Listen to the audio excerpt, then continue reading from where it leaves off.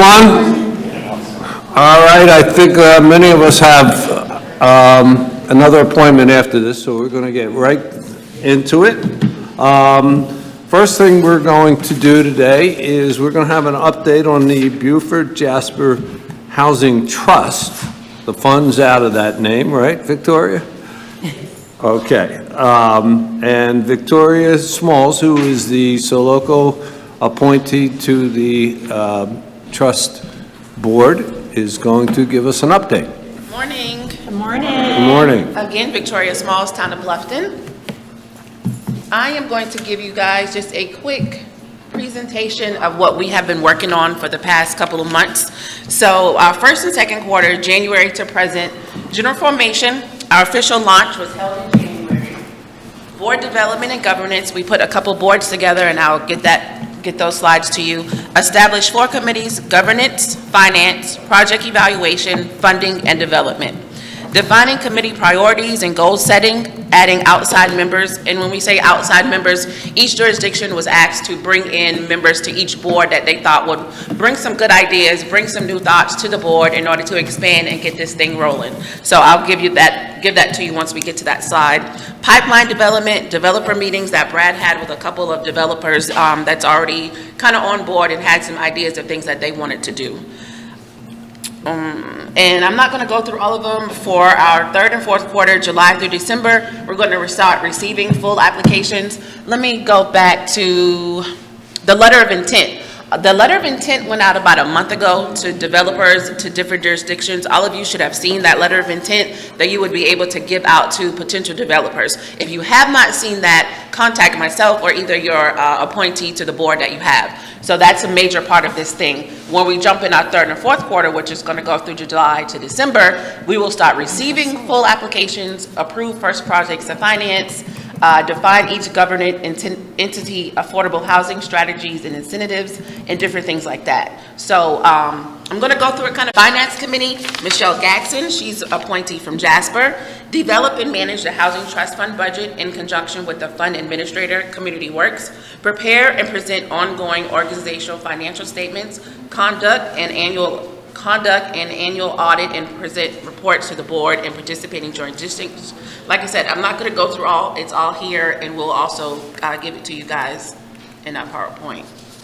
Dixie Lanier is our development and funding committee. She's a Port Royal appointee. Understanding the tools, resources, and funding opportunities available to housing trust funds, various state and federal laws and regulations for program financing and operational support. I'm going to skip down to the third one. Define policy and program opportunities that help to overcome local and state barriers to the production and preservation of affordable housing developments, to include but not limited to zoning and planning policies, financial gaps, and land availability. Project Evaluation and Financing Committee is going to be Tony Alfery, and he's of Hilton Head.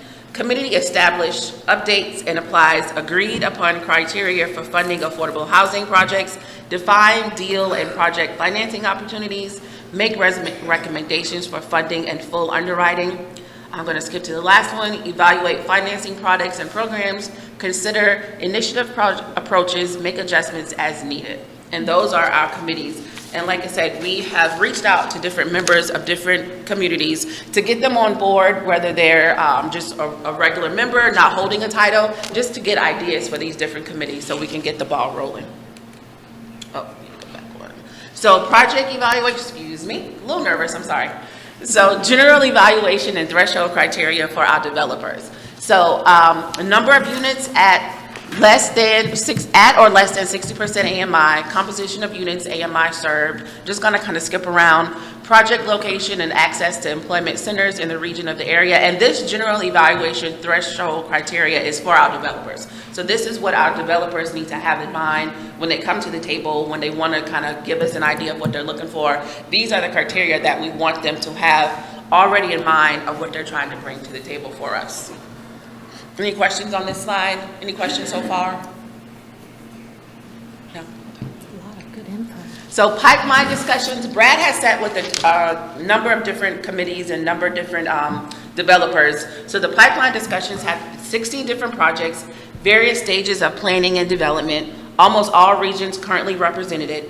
Estimated need for financing and subsidy will be $8,750,000. Mixed income and mixed-use projects for profit and nonprofit entities and faith organizations, rental and home ownership, need financing, incentives, and technical assistance. So this is some of the discussions that Brad has been having with the developers that have reached out to him so far.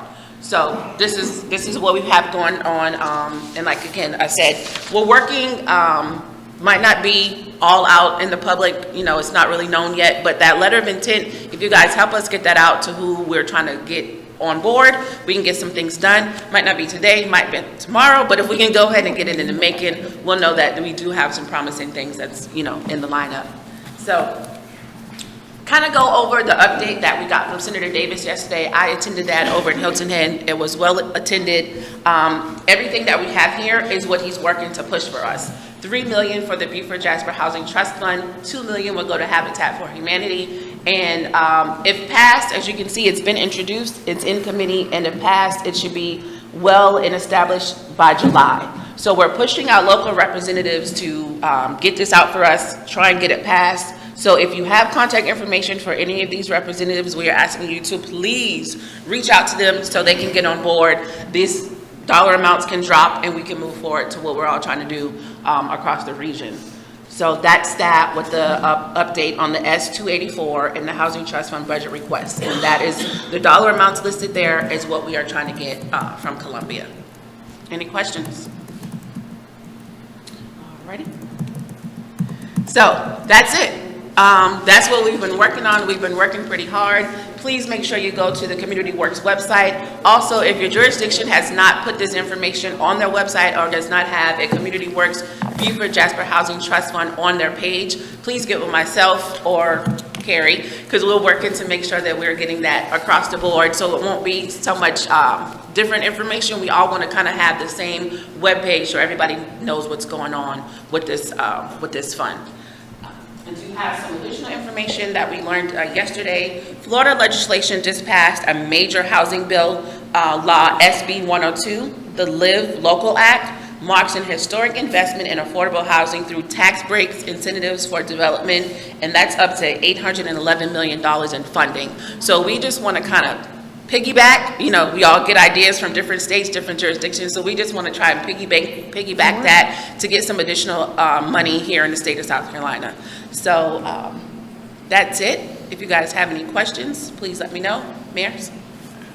Please, Alice. Alice, could you and Joe share? The Florida bill, how are they funding it, do you know?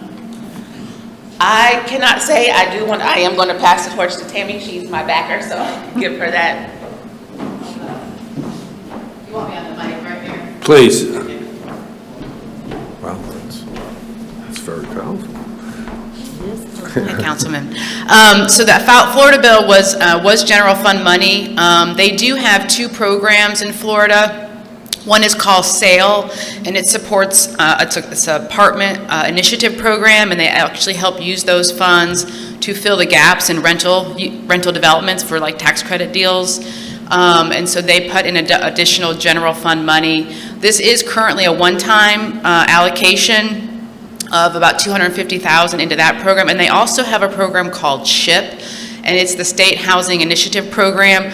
That is a program that is funded through a deed recording fee in Florida. They added to that program as well another $200 million, again, to support, and that the way those funds run is they start at the state level, and then each local jurisdiction can apply for those funds. It's not how it works here in South Carolina. It's an idea that we have. We have a state housing trust fund here in South Carolina that's also funded through deed recording fees. It's the State Housing Trust. But each nonprofit has to apply to that competitively. You may be familiar with that. We're thinking that maybe there could be an opportunity to try to get those funds to local trust funds as an idea. It's something that we've mentioned to Senator Davis as well.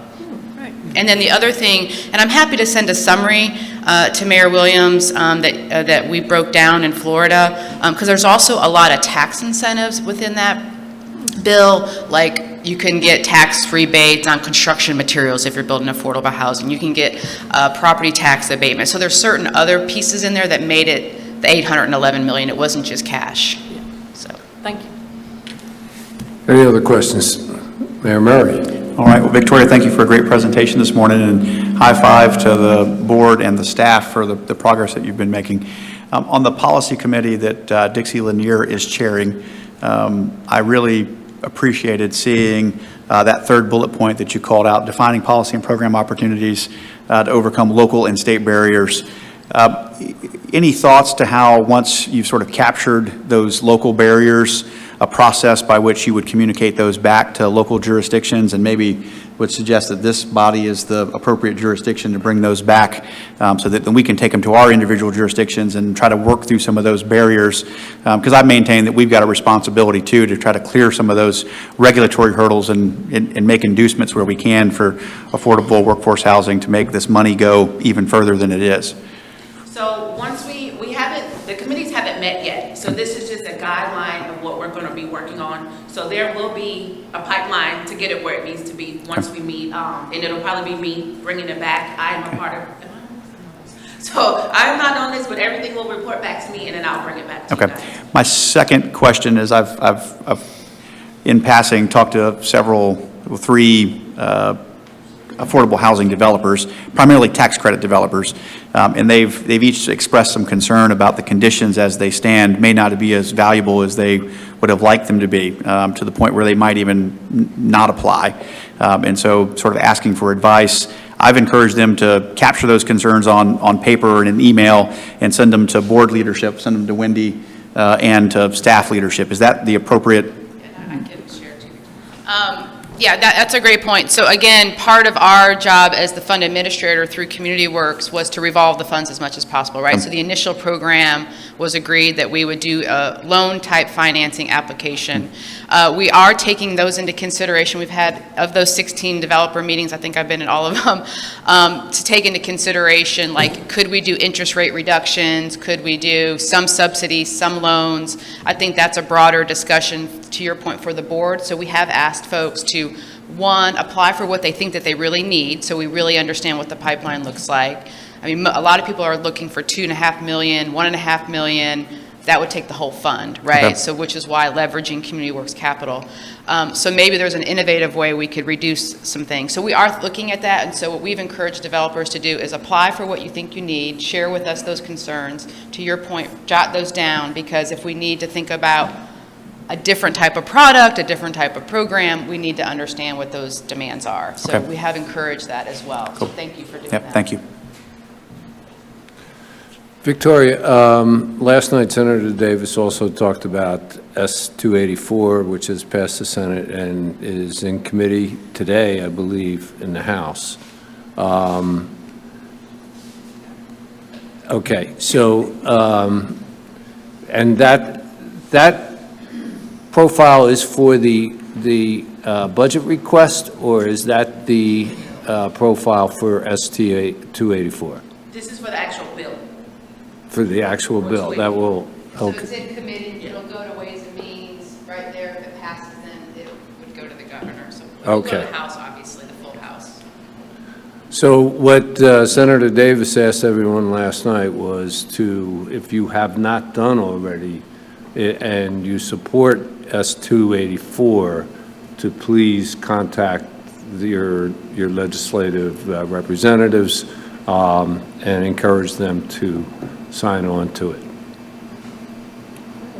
Thank you.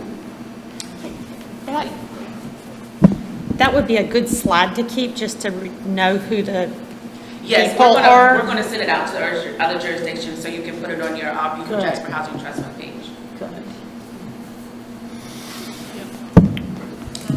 Anyone else? Can I add one thing, Mayor, on? Oh, certainly. One thing in the legislation, the 284 legislation, part of, once it passes, when it passes, right, not if, when it passes, part of the requirement will be a housing impact analysis that's part of your comprehensive plan, of course, so something else. But the goal of that would be to identify some of those barriers and share some of that. So it will already be a part of this legislation to actually utilize those funds. So the fact that we're getting ahead of it, Mayor, I think is good, because that will be a part of the requirement, is that each jurisdiction would have to do this analysis. I just wanted to make sure that I threw that out there. I forgot to mention that. Great. Yes. Yeah, Tammy, thank you for bringing that up, and I'll give Tom Davis a lot of credit. I was actually in Columbia on third reading in the Senate when he was debating this bill on the Senate floor. I think in the spirit of compromise, there were some folks trying to throw roadblocks to this bill, and I personally think the comprehensive plan analysis is a pretty high burden for most of us. And so that would be my other suggestion, is that as we make communications with our representatives, the second piece is we want you to support this, but if there's a way for you to strike that comprehensive plan housing analysis out of the bill so that maybe it gets resolved in conference, I think that would take some strings off of the local jurisdiction so that when that money is available, we don't have to go do a very expensive and complicated housing analysis as a part of our comp plan. Because otherwise, we're going to have to wait a few years and spend a lot of money just to use the funds, which I think is, again, going to put some real strings on our ability to make those valuable dollars. Yeah. Anyone else? Thank you, ladies. Great job. Before we go into new business, a couple people have asked me about getting emailed the agenda. If there's anyone in the public, I know we updated the board. If anyone in the public is not receiving the agenda for Soloco, please let Kerry Guzman know or email me and make sure you are getting the agenda, which you all probably obviously are. But if anybody's missing or you know somebody's missing, please let us know and you'll get on the mailing list going forward, okay? Thank you, Kerry. And once again, between Kerry and Robin in Hardyville, I can't thank you enough because whenever I slip up, they're there to make sure I get back on track, so thank you. Next, on new business, I'm going to start with the presentation of the new Soloco logo that incorporates our expanded membership. And Mr. Kevin Icard of Bluffton is going to do that. Welcome, Kevin.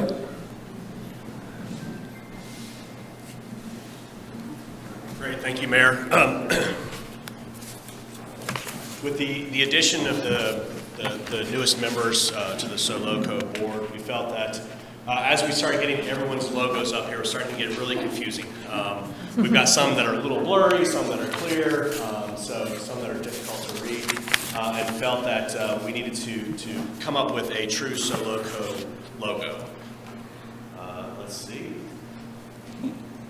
So what we've done from a staff level, we've decided to kind of get a more cohesive logo for Soloco.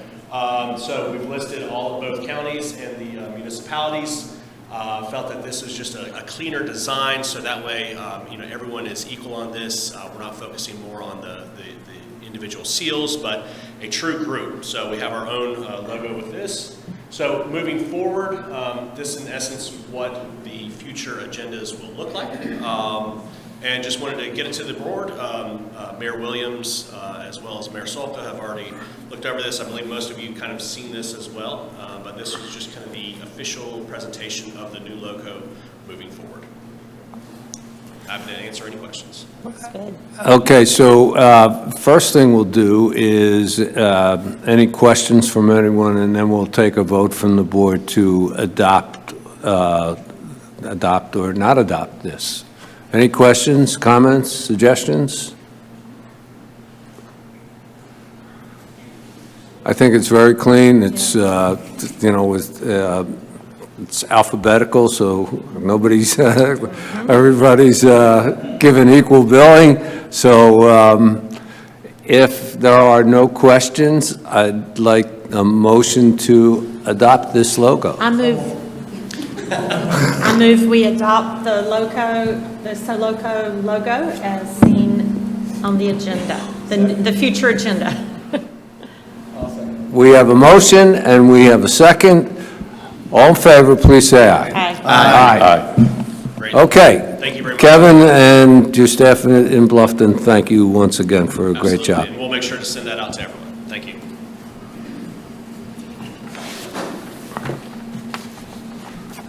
Okay, next, last month, we talked about zoning ordinances, examining the differences, particularly those adjacent, and we all felt that this would be a good topic to pursue. What I'd like to do, so I can structure this and get it scheduled, I'd like it to have a conversation among the board. What would you like to see? Who would you like to present it? How do we structure a conversation regarding the review of zoning ordinances? Do we want to talk about growth boundaries, zone shopping? How do we want to structure this conversation? So this is just going to be an open conversation among everybody. What would you like to see from your other jurisdictions in terms of learning about how we want to help each other with these conversations? Yes, sir. I'd say, first of all, it would be good to understand what the issues are within the different districts. What zoning issues are you facing? What are you seeing? What's coming around? That will help us to determine where we're lacking, where we're not addressing certain items, but I think that would be the first and foremost. And then in terms of, who to present that, well, we're getting ready to go through a huge LMO rewrite starting now. We're actually getting ready to go into the fourth reading. So from our standpoint, we're hiring consultants to come in to help. So we're going to have a lot of people around, but it would probably, be the assistant town manager that would come in and present that. Yes, Mayor. This is a powerful night, Stephen. Good job on the, we can be in another state and talk. So I agree. I think the growth issue, hey, I did see you pop in. It might be based on kind of maybe different areas. So right now we have, just speaking about Bluffton, we have Bluffton, Hardeeville, Beaufort County, where we're mishmash, we're in and out. So are we on the same page with multifamily, square footage of commercial, number of rooftops? Beaufort County has fabulous conservation districts, May River PC, I think, preservation, where all that's just such a mix right now. And, just a minute on the right or left, now you're in Hardeeville. So I think we need to, what are our top areas of concern that we want to be on the same page for? And then I'm going to let maybe Kevin can speak at some point about our discussion we had at LAT's last meeting.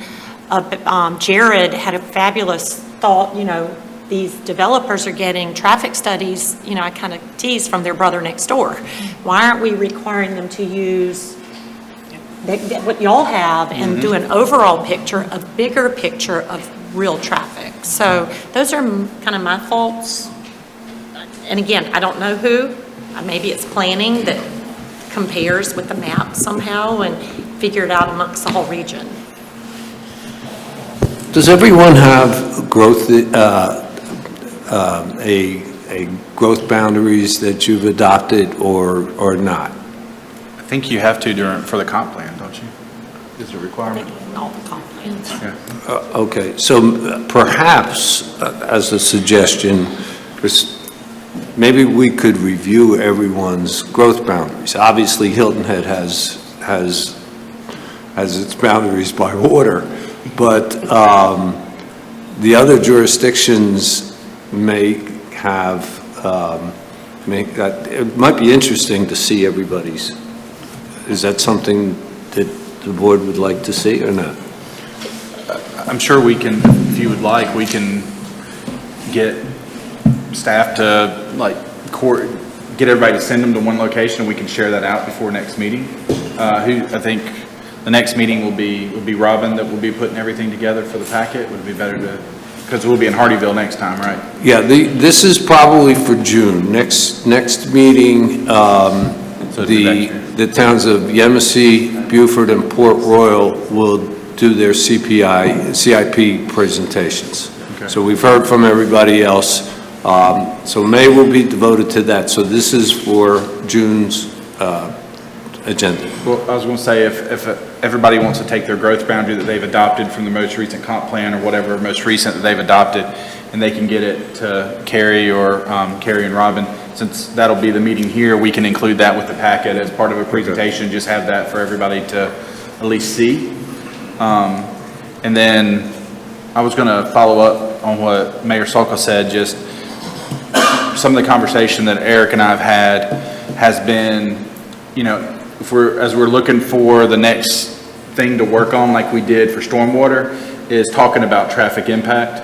And if we want to look more at a more uniform traffic impact analysis throughout the entire county, whether it's using a third party from the county's on-call list, or whether it's just making sure that when we ask for a traffic impact that we have it uniform, that they're going, a lot of us have PUDs. Do we want them to look at a PUD-wide impact versus just going to the next major intersection?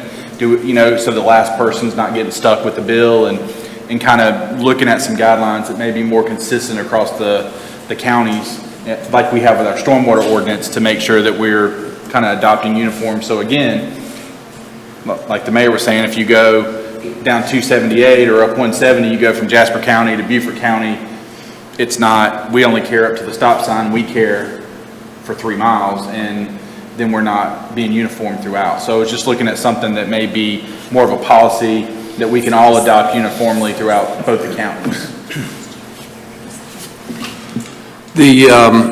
I'd like to follow up with what Stephen said and Mayor Solka. One of the things being part of that, and I've heard from mayors from Port Royal and Beaufort about the commuting times, how that's dragged out to come down 170, to Hilton Head, to Bluffton to work.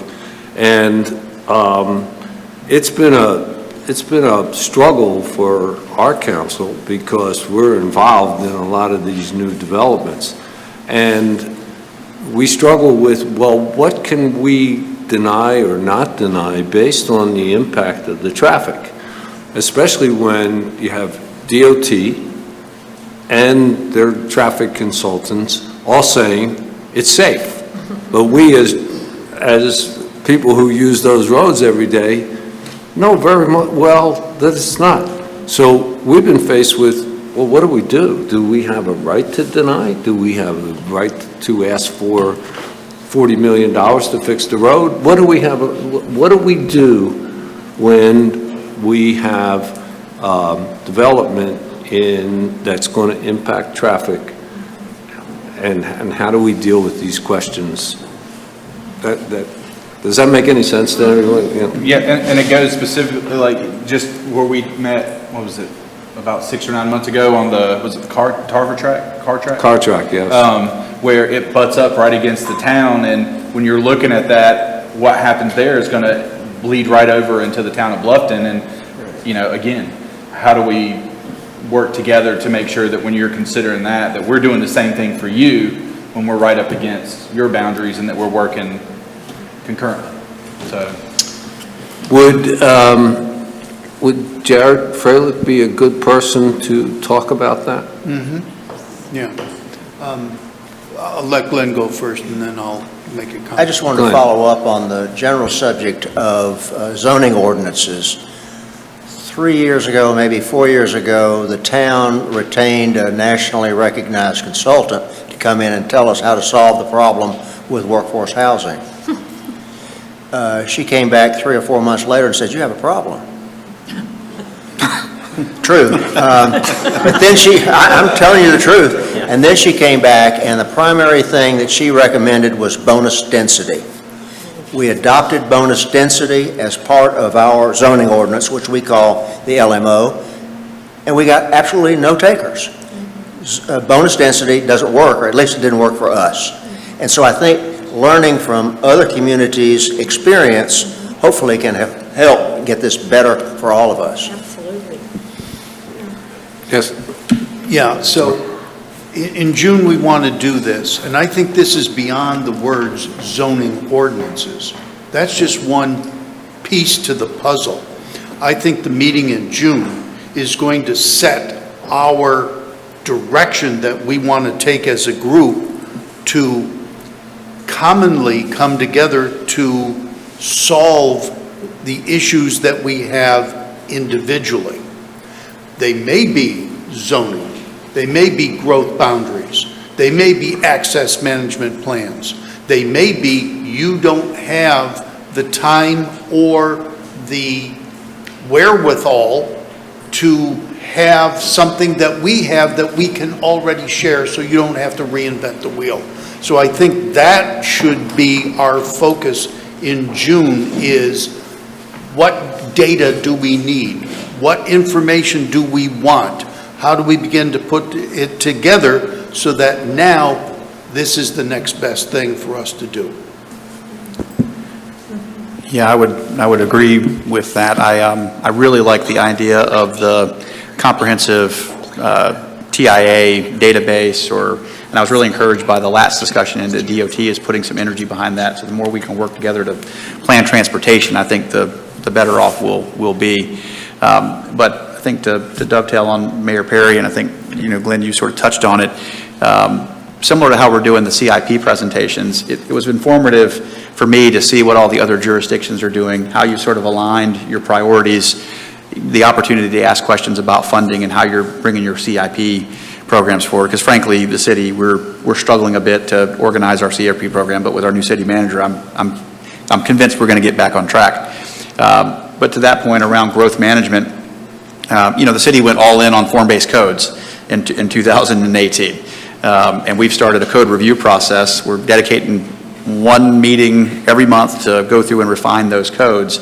And we pretty much don't do development agreements anymore. But I know some of the other jurisdictions still sort of heavily go through development agreements. So would it be interesting to have each jurisdiction, similar to our CIP presentations that we've been doing over the last couple of months, to maybe come in and do very brief presentations about sort of code philosophy, how it aligns with the comprehensive plan, and maybe lay out some of the challenges that we're facing, just so as a peer group, we have an opportunity to sort of spitball how each of us are solving those problems. At the risk of those taking up, two or three meetings, if we only get through, 2 to 3 jurisdictions per meeting. But I'd love to hear what some of you others are doing on, a number of different challenges that we're facing from a codes and zoning and development perspective. I don't like the urgency thing, but I think y'all all are seeing the desperation of these developers to find land and look around to see where they can build the most. So I think we need to prioritize in these things, not push this off a year, but if it is the traffic, if we see a traffic impact study is something that could at least look at the bigger picture, maybe there's some high priorities that we can take back that could be Band-Aids maybe, or at least something to give us some teeth into holding golf or slowing down. You're going to have it too. I mean, Bluffton has found your shell ring, by the way. Yeah, so, we're all starting to see it. All of us are. So maybe there's some takeaways we can work on while we're educating ourselves. Can I add one thing on? Also, if we, just to kind of balance both the mayors, I think if the traffic impact is something that we're wanting to take on and bring forward sooner rather than later, I think we could treat that almost like we did the affordable housing and create a committee and let the jurisdictions look and see what we all have, come back with recommendations to the whole board, and they could be working on that while we have some of these other conversations, if y'all think that would be beneficial. And that way we're not sitting in here with 3 representatives from each town kind of trying to work through the details. That's a great idea. Yeah, just a couple points on, one thing we're doing at the town is with the traffic impact analysis, we're setting a time limit on it, that it has a lifespan of X. because we've had some projects that have come through that after time has gone on, a new traffic impact analysis should have been done, was not done.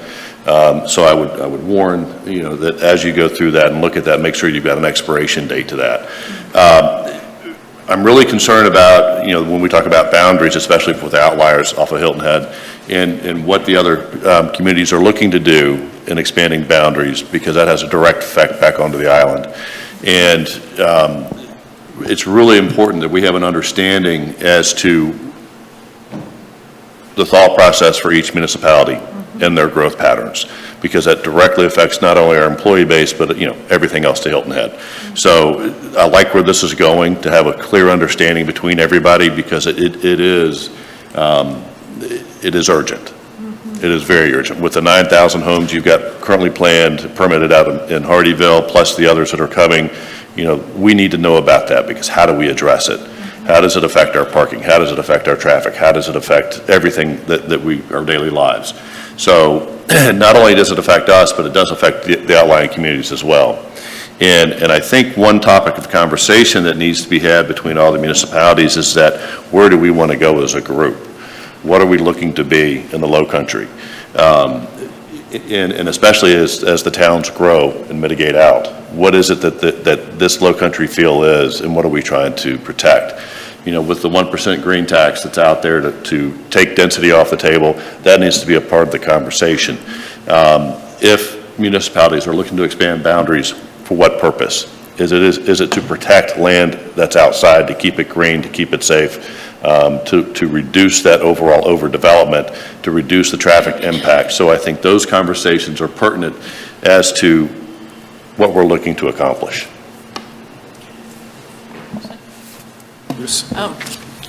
To the previous point that you made about the traffic analysis needs to be done consistently, like we did stormwater. What I hear from now, I used to hear about stormwater and affordable housing from my constituents. It's all about traffic. And one particular place in the city of Beaufort behind Lowe's, where there's one traffic light, and we for a multitude. That bigger picture, and that's the group with the MPO that's getting things done on it. So I think we're a good recommending body for her. One of the best public meetings turnout we had about reimagining Reebok Road was last week, and we had a great turnout. People care. That's what they worry about, especially, we don't want to say the H word, but how are we going to get out when it happens? The next hurricane. Yeah. Can't go down Argent. I don't recommend it, even if it isn't. I'm not telling you how I go. Mr. Mayor, I really like Stephen's suggestion to form a subcommittee to specifically look at traffic.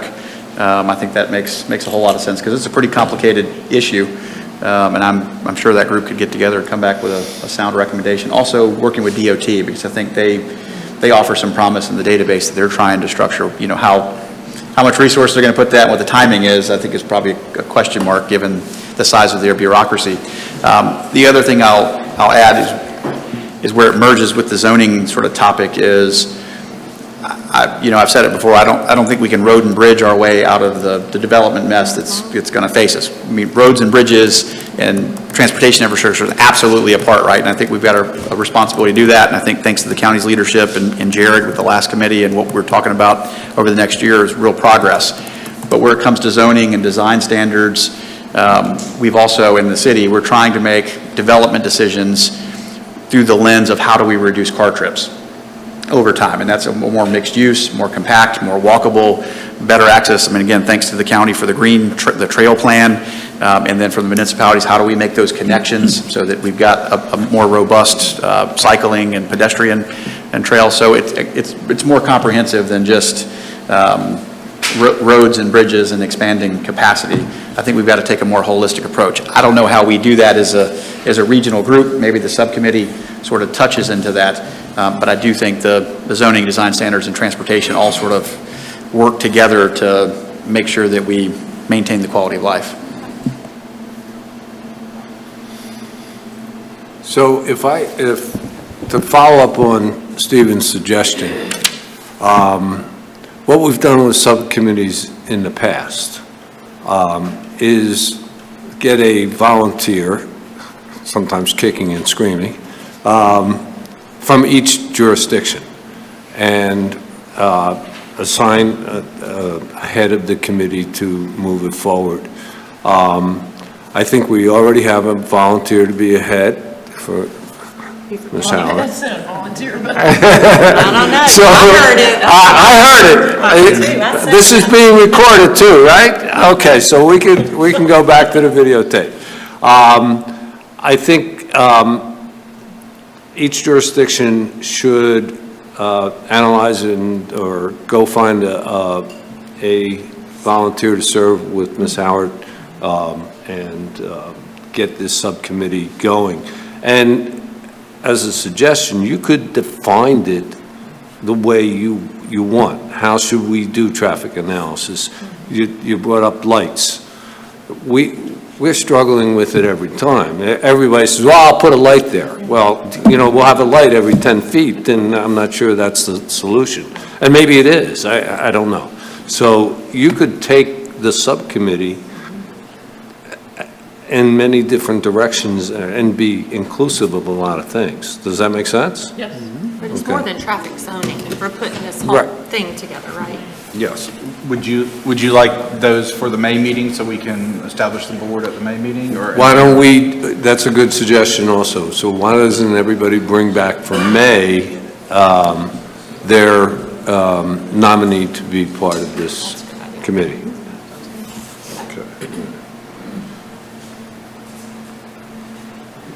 Mr. Mayor, if I may make a suggestion, in addition to bringing back our nominees, if someone, Alice, would like to create just sort of a, brief, mission of the subcommittee, that we could maybe vote with the appointees to sort of stand up in a package in May. I'd just throw that out there.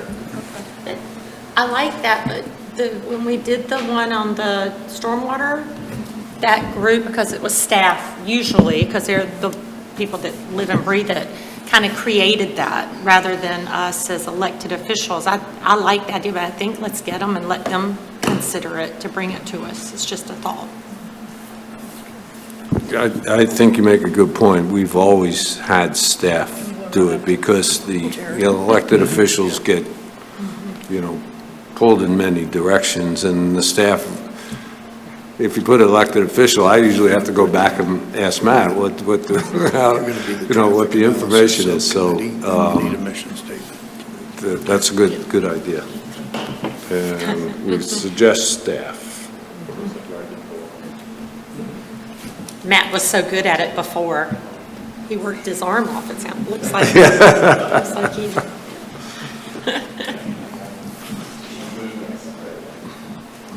Okay, so if I can just recap, and if anybody else has any comments, just jump in. For May, we're going to have the CIP presentations from Beaufort, Port Royal, and Yemassee.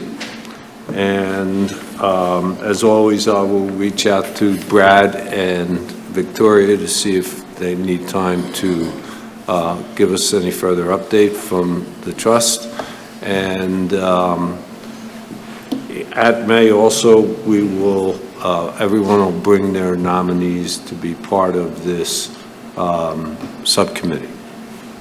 And Alice, if you could prepare in that time some sort of white paper on the goals and objectives of the committee, okay? Good. Great. It's some good ideas. And in the meantime, I would ask everybody from the board if you have suggestions on how to structure June agenda to follow this up, that would be a big help. There's one thing, and I don't know if we add this or it's a separate conversation. Annexation is always part of the growth boundaries. And even though you're not contiguous, Hilton Head probably has, I would assume, some of the same issues. And it goes back to the zone shopping. If the developer doesn't get what they want here, they'll go over there and annex. I know in the past years, Hardyville's been asked to jump 170 over to the Beaufort side, and we turned it down. We've resisted that, and I firmly believe in that. But perhaps part of the conversation is, where are the potential sticking points between Jasper and Beaufort, Hardyville and Bluffton? And because if they don't get what they want out of Bluffton, they come to Hardyville. And so how do we highlight those hot spots? How do we respond as a group? How do we suggest the counties and the municipalities respond to each other? So should that be part of the subcommittee as well? It affects traffic. It does, because if they can't, if the county has, because I'll use Jasper County because I'm more familiar with it, has an area that's rural preservation.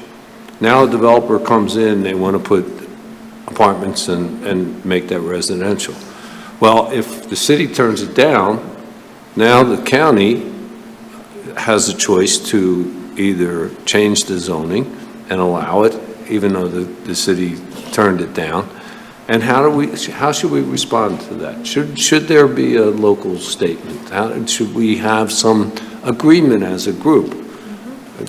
Where do we change that zoning?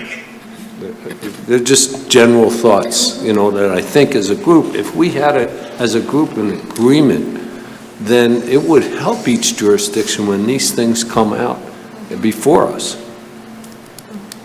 Mr. Mayor, I'd offer that the annexation wars of the late 90s, early 2000s, this was a very similar issue to what Northern Beaufort County went through. And thanks to leadership at the time, and I think Alice Howard was around the table on the Marine Corps side, there was a timeout called. There was a committee formed called the Northern Regional Plan Task Force.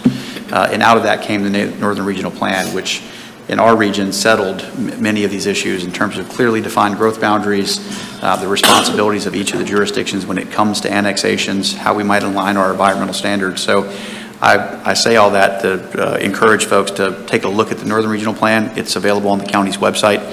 It's a pretty short document, but in my opinion, 2007, 2008, when it was approved, and it's an evergreen document that I think gives good guidance, that it's made some sense of how we collaborate between the town of Port Royal and Beaufort County. Vanna, you know. Yeah, I would add that we've absolutely respected that document in terms of no annexations outside of the growth boundary. And the one time we did have an issue relative to the growth boundary, we had a discussion with the city of Beaufort. We basically exchanged a couple of properties that made more sense along that growth boundary. So I think it's been a fantastic document, and it made our life a lot easier for sure. Yeah, it's perfect. Yeah, and on our side, where you have Port Royal and Beaufort, we have Bluffton, Beaufort County, Jasper County, Hardyville. You know, that's kind of that. I don't think we're anywhere close to, our growth boundaries don't even touch anywhere near the bridge, and we will never think about Windmill Harbor in that area, because y'all can have that. Please. Yeah, and they don't want to come in anyway, I'm told. So, I don't mean Windmill Harbor, Jenkins Island, but we know that. But, yeah, I'd love to read it, but that committee, I'd love to see that, because maybe that's why recreate the wheel if it works. Okay, so let me recap again. Well, May, we're going to have the CIPs. Everybody's going to present their nominee to be part of the subcommittee that will be headed by Ms. Howard, okay? And then for June, that subcommittee can come back with their, after having met once, they can come back with their goals and objectives, what they want, and present that to the board in June. And at the same time, perhaps each jurisdiction can show what their growth boundaries are. Don't have to be, you know, if, like Stephen said, or Alan, let's share them in advance, but would it have some benefit just to show what everybody is? You know, okay, Hardyville's, this is their growth boundaries, and everybody see what it is. And that would be June's agenda. You said CIPs, you didn't mean that. We're not bringing our CIPs back May. May, there's 3 jurisdictions that have not presented. Oh, okay. Beaufort, Port Royal, and Yemassee. Oh, good. So that's going to be the primary agenda for May. Okay. So then everybody will have presented their CIPs. And then, so this is for June, we'll firm up this new subcommittee. Perfect. I think it's really exciting to look forward, and thank you for volunteering. Congratulations. Show up or you don't show up. Okay, we have 5 minutes, so what we normally don't do, since we have 5 minutes, are there any comments from the public? Please raise your hand and stand up, and you got a minute. Thank you, Mayor. I'm Dave Baker. I'm with a new group starting, the LOWCOUNTRY Bike Walk Advocates. We're here to try and promote safe pathways and safe routes for bicyclists as well as pedestrians in the LOWCOUNTRY. And to the Mayor of Beaufort's point, we think that that's part of the solution to the traffic issues here is to make sure that we have a multi-tiered solution for transportation for the residents of this county. And we would like to work with you, with all of you, to help make that happen and to include that Beaufort plan for transportation that was pathways that was created in 2021. We're hoping that we see those things come to fruition, and we appreciate the opportunity to work with all of you. Thank you very much. Thank you. Any other public comments? Jocelyn? I just wanted to let you all know that the South Carolina Realtors Association stands in support of S284. They have gotten behind it. I'm taking a busload of people to Columbia. We are meeting with our state delegation. So thank you all for what you're doing, and I want you to know we are also working. Great. Great, thank you. Anyone else?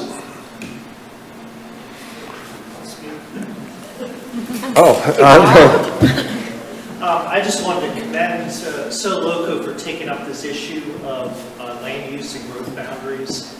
And one of the things that planners, we always try to remind people that transportation and land use are very closely linked. And so having a shared vision for future land use, especially in these areas, like 170 corridor or areas where municipalities and the county meet, I think that is a great first step. And then once we have that shared vision, then having that shared approach to transportation, definitely follows suit. So I look forward to working with the committee, as a staff, person. And I also agree that the Northern Regional Plan is a really good model for cooperative planning, across jurisdictions. So I want to say those 2 things. Look forward to working with this committee. Sounds like a volunteer in the making to me. And from the board, any other comments or motion? Yes, sir. We only meet for an hour. Time is of the essence for us to do things. When the agenda is published, may I suggest that presentations like we had today be included with what goes out with the packet beforehand? Because then we can review it and come up with some questions rather than see it the first time and say, oh, couldn't write that down fast enough, I'm going to get it, and then I'll bring up a question after the fact. Okay, so as I said with each presenter, I'll ask them to do that, and then I'll make sure it gets forwarded to Curry and Robin to include it as they send out the agenda. Okay, good idea.